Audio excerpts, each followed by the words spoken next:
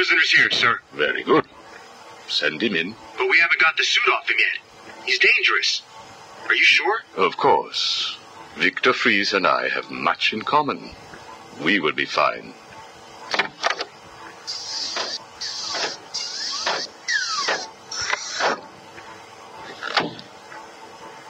Welcome to my facility. Please, take a seat. I prefer to stand. Why am I here? Oh, Victor, there will be plenty of time for that later. Right now, I wish to get to know you. Discover how you came to have such a frosty outlook on life. I have nothing to say to you. You may have taken my weapons, but my suit still has considerable offensive capabilities. I will freeze the marrow in your legs. Each bone will shatter and fracture while you remain completely aware of your impending paralysis, begging me to end you. I don't think that you will do that, Victor. Really? Why not? Simple. If you hurt me, your wife will die.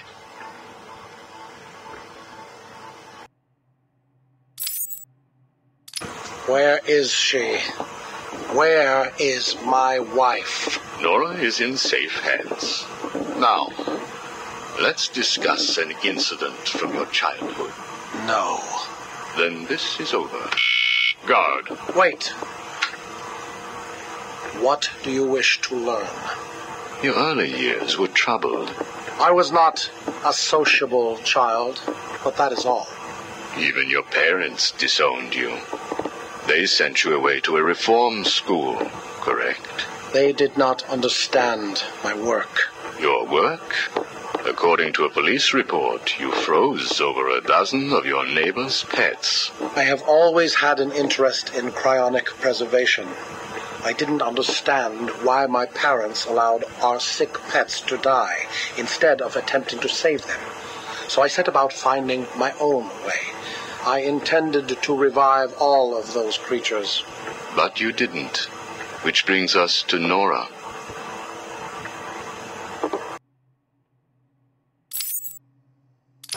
Have you ever seen a flower die? Watched something that was once so beautiful, so full of life, collapse and rot from within? You refer to Nora's illness. It seems like yesterday when I first found her. It all happened so quickly. Suddenly, I was losing her. Did you seek help? What about your employer, Gothcorp? I hid it from them, diverting resources from Gothcorp's research in an attempt to find the cure. But in the end, I failed. Time was running out. I knew that if I was discovered, Nora would die. Why take that risk?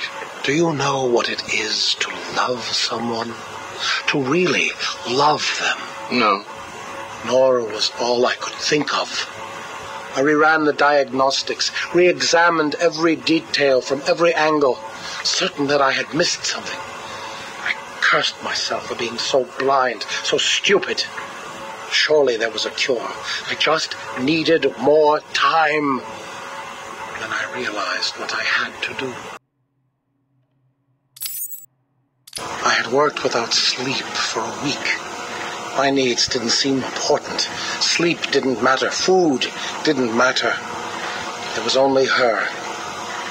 I looked at Nora and I told her that I loved her. She told me there was nothing I could do, that we should just accept fate. She smiled her beautiful smile as she said it. I promised to cure her. And then I pressed the button. You cryogenically froze her, keeping her on ice, so to speak, while you worked on a cure. It broke your heart, but now you had all the time in the world. Did you feel relieved? I went home and fell into a deep sleep. For the first time since we discovered Nora's illness, I dared to dream. But for weeks I had ignored my superior's attempts to contact me.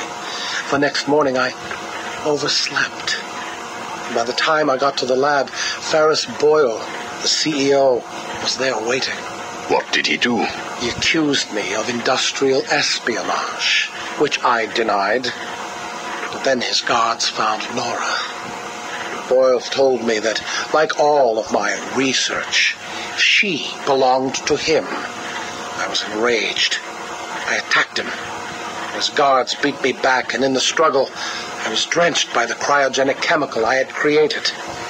I lay on the floor, helpless, watching the guards steal Nora away. Boyle told me it was a tragedy for such a promising mind to perish in a lab accident. Then he left me to die. But you survived. The chemicals were absorbed into my body and transformed my metabolism. My body went numb. I felt a strange tingling, then searing pain all over. Each breath ignited my lungs. I clawed my way back to a refrigeration unit, and as I closed the door behind me, I felt the icy chill calm my aching body. Things suddenly seemed clear. What seemed clear? Finding a cure for Nora? No. Revenge. Boyle would pay.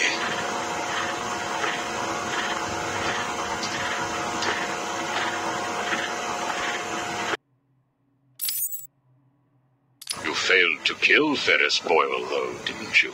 Yes. Why? You know why. Batman. Though he did return Nora to safety. Until you got her. See? There you go. Blame me, blame your parents because you failed to revive the neighbor's pets. Blame Ferris Boyle for spoiling your plans to cure Nora. Blame Batman for stopping your revenge against Boyle. And now, your Nora is in danger. Because of you. No, Victor. Because of you. You have always had a heart of ice. You stole people's pets. You stole GothCorp resources. And since then, you've stolen so much more for your own selfish scientific inquiries. If you had shared your genius with others, devoted your energy to medicine instead of crime, perhaps your ice princess would be at home now, preparing you a hot meal, instead of being delivered to the Joker. No! You could have saved Nora a long time ago, Victor. It's all for her. Everything. I will get her back. And when I do, I'm coming for you. Thank you. We are done now. Nora.